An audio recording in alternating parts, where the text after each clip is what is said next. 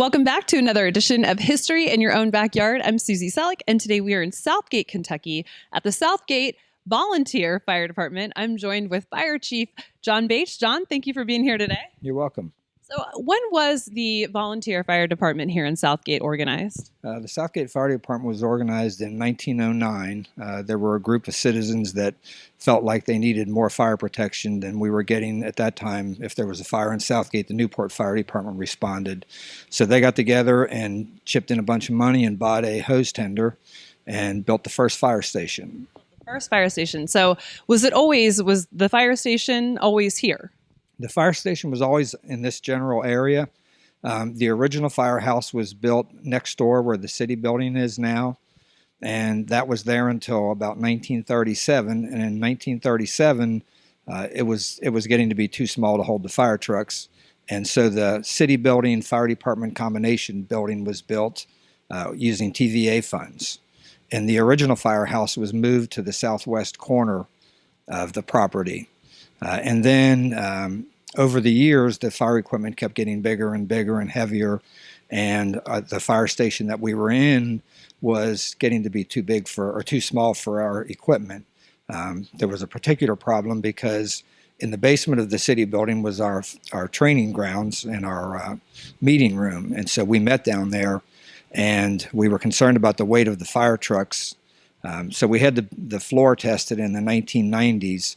And the test showed that the floor could safely hold 30,000 pounds, and each of our fire trucks weighed 36,000 pounds. So that was a problem. So we went to the city and told them that we needed to work something out, and it took several years, but in 2009, the citizens passed a referendum and raised enough money to build this beautiful firehouse that we're in now. So we're kind of unique in that all three of the fire stations that this fire department ever had are still standing, still on the property, and they're still being used.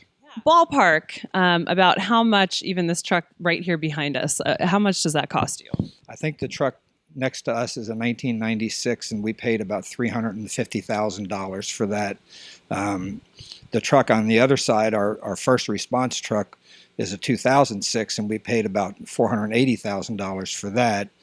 And we're expecting to buy a truck in 2020 or 2020, and that will probably cost more than $600,000. So the price goes up exponentially.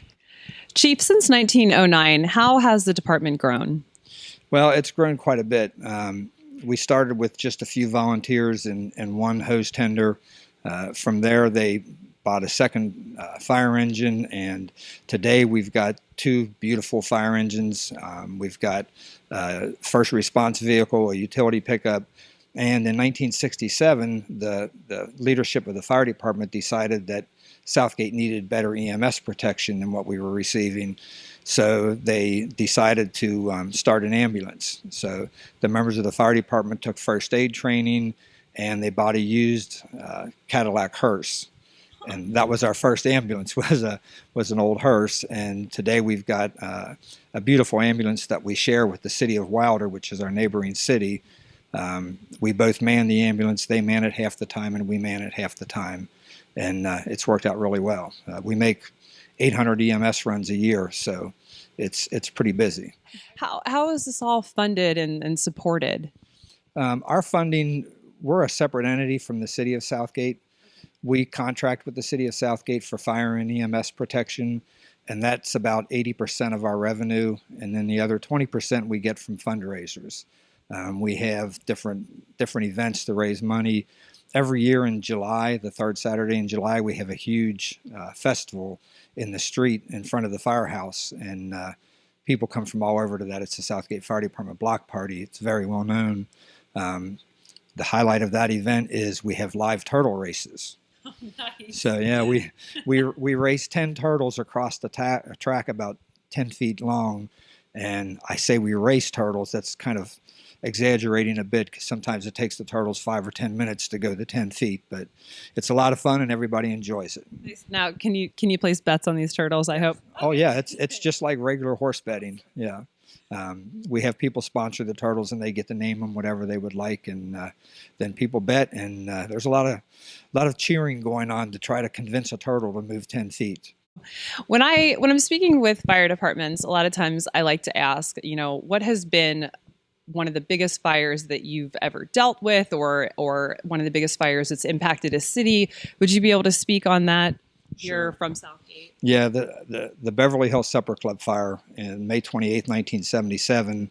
The Beverly Hills Supper Club was in Southgate, and so we were the first responding department to that fire. And that fire, when the Beverly Hills Supper Club caught fire, there were 4,000 people roughly in the building. Unfortunately, 165 of those people perished in the fire, and so that was the biggest fire to impact Southgate. People talk about that fire a lot, and one thing that doesn't get mentioned as much as it should is that when we arrived on the scene, the fire was burning out of control, and there were still close to 2,000 people in the building. So thanks to the heroic efforts of the firefighters and patrons and the employees of the club, all but 165 of those people were rescued. So it was still a great tragedy, but it could have been much worse. This was over 40 years ago. No, were you yourself? Did you see this? Yes, I was actually 21 years old at the time, and I responded on the first engine that responded to the fire. So it was something that I'll never forget, and I think most of the firefighters who were there would say the same thing. Unfortunately, that fire took a toll on a lot of firefighters. The fire chief at the time, or our fire chief at the time, resigned less than a year later from the stress of that fire.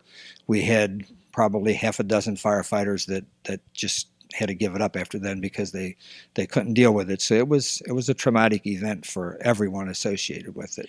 Chief, what are some of the highlights, the accomplishments that you've personally seen, or even some historically? What are some of the accomplishments here at the Southgate Fire Department?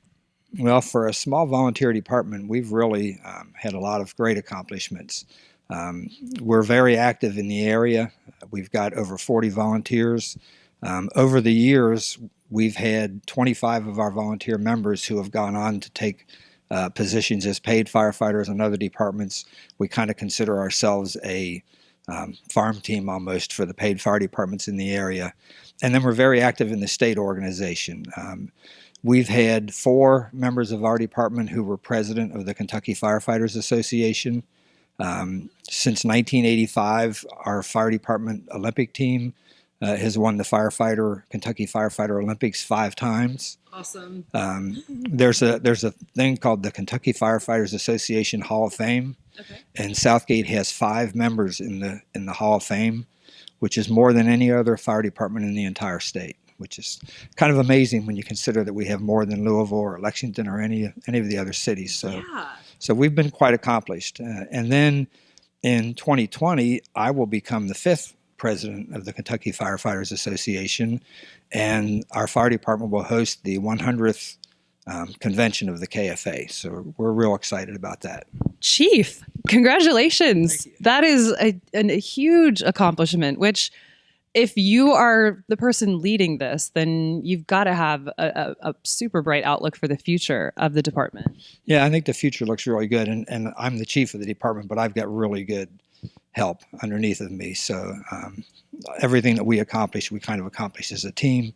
But the future looks real good. We've got a strong volunteer membership, and volunteer firefighting is becoming almost an extinct art because it's so time demanding, and the training that you have to go through is so difficult.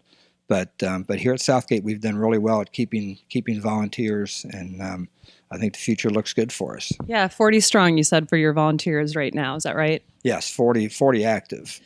Chief, tell us just a little bit more about this actual station, some of the things that, maybe we'll get to see on a tour. Well, the station we're in now was built, like I said, in 2009. We moved in 2010.